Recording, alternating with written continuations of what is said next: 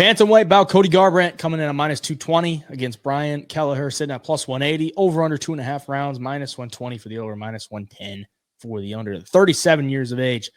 For Brian Kellher, has been around for a while. Cody Garbrandt, 32. The former champ is 2-3 in his last 5. Picked up a win his last time out against Trevin Jones, and he's getting another unranked guy here in Brian Kellher. I think it's a good matchup. I think it's it's not throwing Cody back into the mix where he could get chinned again, but Brian Kellher, been around for a while, veteran, and a game opponent. And if you look at Brian Kelleher's last few fights, I mean, he's not taking easy fights. Mario Batista and Umar Nurmagomedov, those are his last 2 losses, his last 2 fights. Before that, wins over Kevin Kroom, Domingo Pilarte, who are neither of them are in the UFC anymore. But yeah, I mean, this is an interesting fight. What are you thinking? Yeah, it's very interesting. I mean, there's a few things that Cody Garbrandt's going to have to do in every single fight going forward if he wants to get some more wins. One, keep his composure, get out of these firefights. I know you have a lot of power, Cody, but the chin's just not there as much anymore. And at this weight class, guys are so fast that they're going to hit you with shots you don't see coming.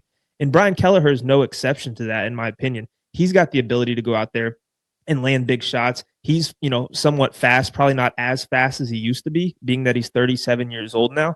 But the guy's a scrapper. He's not going to shy away from the gunfight like that. For Cody, too, I wish he'd mix in the wrestling again. The guy has a phenomenal wrestling pedigree. He's credentialed in that sport.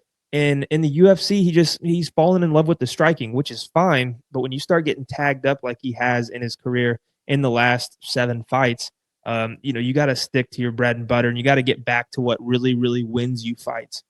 For Brian Kellher, the guys he's fighting, Mario Batista, Umar Nurmagomedov, like you said, there's no easy fight that he's taken lately. And this really isn't an exception because Cody Garbrandt on an on night, it looks like the best in the world. He looked good in his last fight, and he's going to come in here against Kellher and probably the same approach as he did against Trevin Jones. And he did look very good in that fight. The one thing that would worry me if you are betting on Cody Garbrandt or taking him in this fight is that Kellher is well-rounded enough to find the finish from anywhere. Obviously, I talked about the chin issues that Garbrandt's had. That's one way.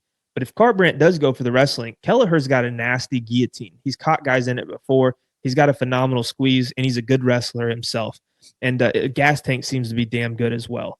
So, anywhere this fight goes, I think it will be somewhat competitive. Cody only being 32 here versus Kellher at 37. I do lean Cody to win this fight if he can stay safe. I think he will have the speed advantage.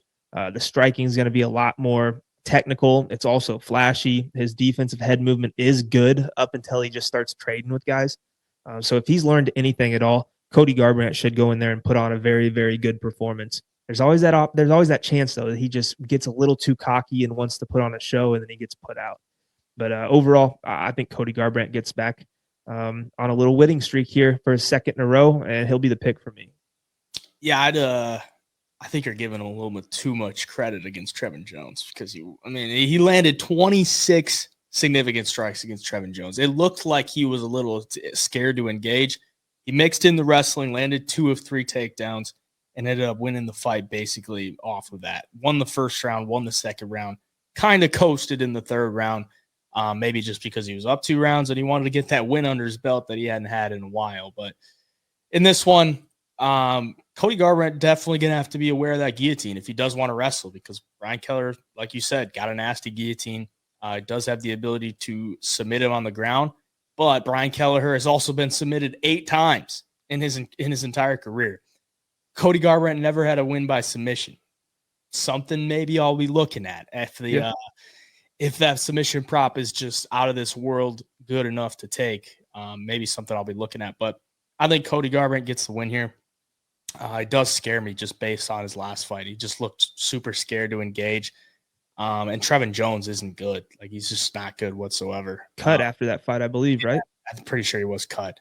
So it's not really something that I'm super high on Cody Garbrandt at chalk, but Brian Kellher is game, but he just doesn't really beat like very good guys, so takes hard fights, but he doesn't always, get the wins against the harder fights. So Cody Garbrandt will be the pick for me.